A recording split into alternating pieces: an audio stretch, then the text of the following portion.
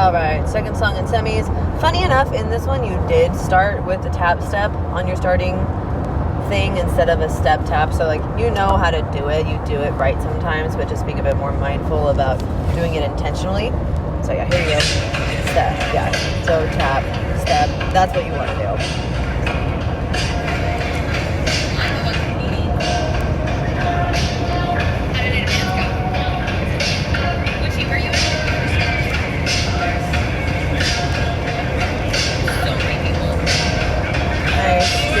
Good counter there, good positioning in that like one leg straight, one leg bent. There too.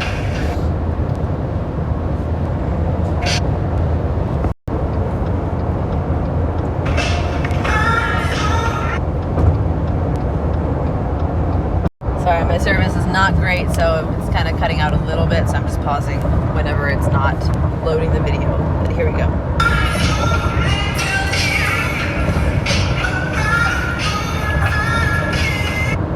Nice like little bit of low to high into this like high note in the song. Like I saw a little bit of expansion, a little bit more extension through your legs, so that was nice. And good prep there, like it looks like that prep really came from your body instead of just your hand.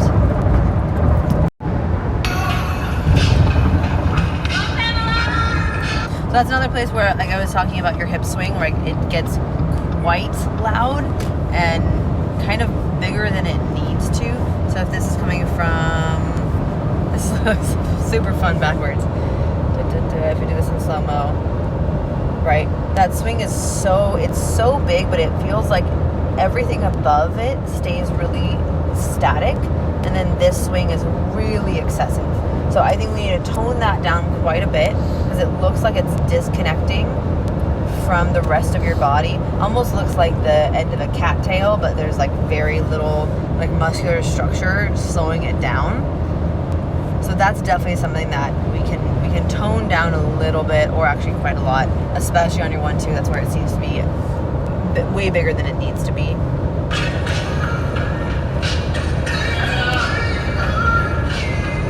Nice.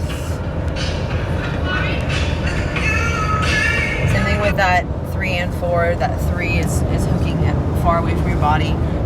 Make sure sometimes when you do a delayed one, you don't always have to pass through a collection, but it can be nice to like draw that through if you are taking a step back on your and.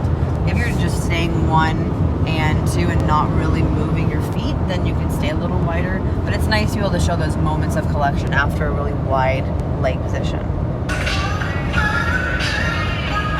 Nice. Fun to see you use your heels. You should do that more.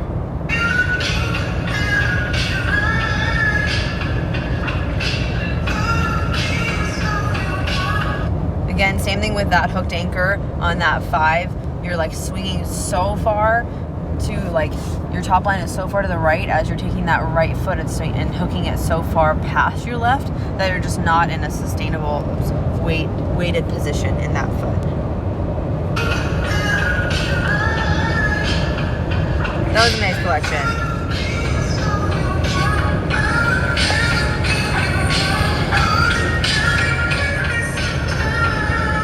That like little bit of lift came from not an expanded place, so it looked like it like pulled up through your shoulders. So that's where, if you are going to do that drop on the other side, which I really liked, being able to let that lift come from a full body expansion versus just like a drawing straight up from like the shelf of your hands. I'm trying to go back to find exactly where it was. It was right before the little drop. Okay, you see like there's that lift, but you mostly see your shoulders and hand lift, right? Versus whole body widen and lift. So that's something to check into.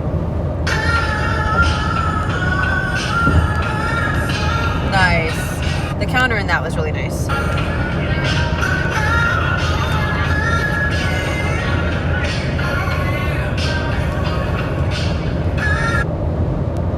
We're gonna pause and keep it going.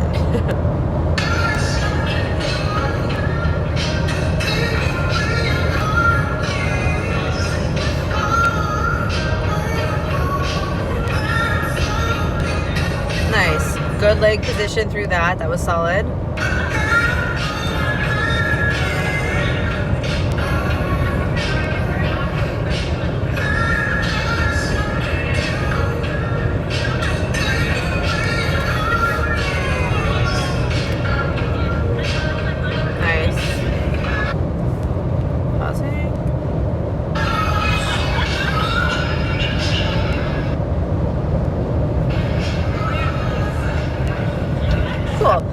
not dance by any means. Like your timing is looking a lot better. Your structure is pretty solid. You're doing weight supports in the middle, somewhere in the dance, right?